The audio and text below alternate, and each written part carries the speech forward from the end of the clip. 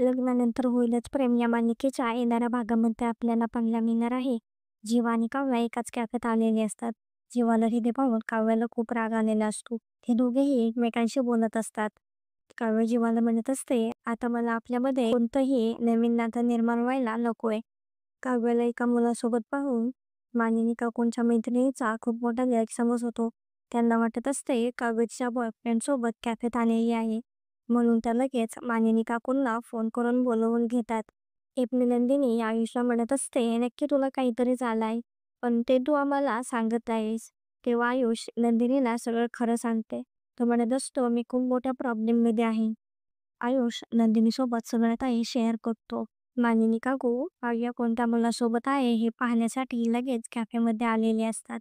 हे जीवा म्हणत असतो, मलाही तू कोणतीही निगेटिव्ह वाईब्स देऊ नकोस. मी माझ्या आयुष्यात पुढे निघून गेलो आहे. काव्य आणि जीवा त्यांच्या आयुष्यात पुढे निघून गेलेले असतात. मानिनी काकू कॅफेमध्ये येतात तेव्हा तिथून तो मुलगा म्हणजे जीवा तिथून निघून गेलेला असतो. मालिनी काकूंच्या मैत्रिणीने त्यांना सांगितल्यामुळे त्यांचा आता काव्यावर विश्वास नसतो. तर आता पुढे काय काय होणार आहे हे पाहणे खूपच इंटरेस्टिंग होणार आहे. असेच नवनवीन अपडेट जाणून घेण्यासाठी आपल्या चॅनलला सबस्क्राईब करा.